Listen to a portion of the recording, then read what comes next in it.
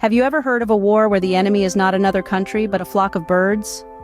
This might sound like a tale from a whimsical fantasy novel, but it's actually a chapter from the pages of real-world history, specifically, Australia's history. In 1932, the world was in the throes of the Great Depression. Down under, in Australia, farmers were expanding their lands, encroaching into the habitats of the native emus. Now these large, flightless birds, seeing their homes being replaced by wheat fields, did what any creature would do. They adapted.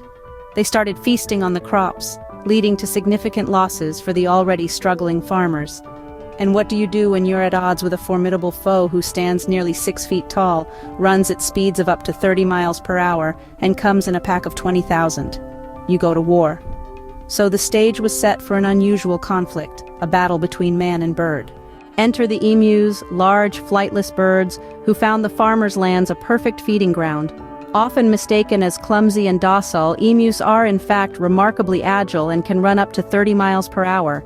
These feathered foes, with their stout bodies and long, powerful legs, can easily traverse the vast Australian outback. Soon, these innocuous-looking birds began to wreak havoc on the farmlands. Their insatiable appetite led to the devastation of crops, causing significant financial losses for the farmers. Acres of wheat fields were left barren, and the hard-working farmers were left in despair.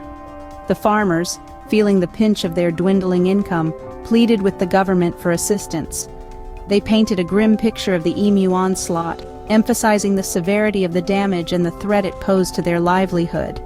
The government, recognizing the severity of the situation, decided to respond in a most unexpected way.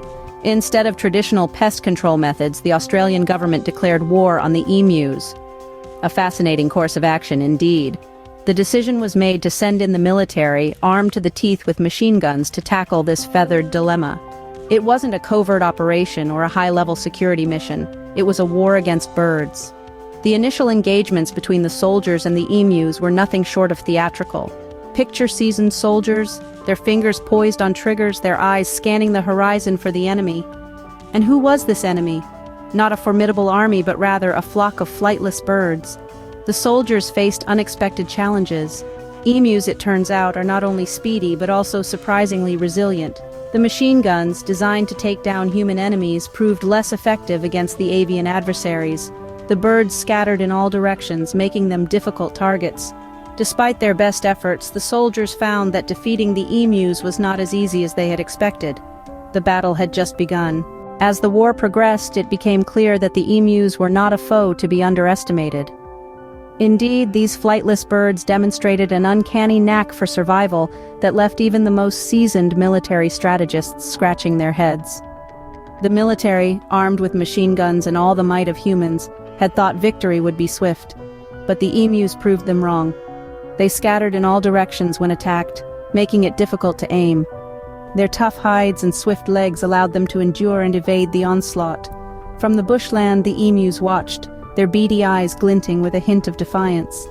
They seemed to understand the patterns of the human attacks, adapting and becoming increasingly elusive. The soldiers were confounded. They changed their strategies, tried ambush tactics, and even attempted herding the emus into smaller areas for better control. But the emus, they just kept on running, proving to be a nemesis unlike any other. The world watched this spectacle unfold with a mixture of amusement and disbelief. The international media was abuzz with headlines, painting an almost comical image of a mighty military thwarted by a bunch of birds. Back home, public sentiment began to turn. The cost of the war, both financially and in terms of reputation, became too high.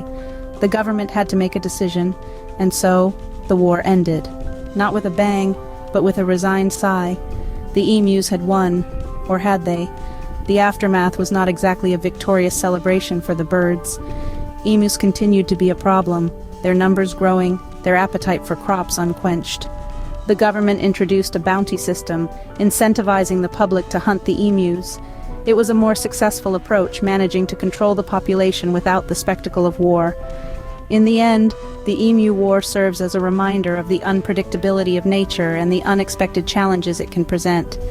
It's a testament to the resilience of the emus, a symbol of the Australian outback, and a story that continues to bemuse and amuse to this day.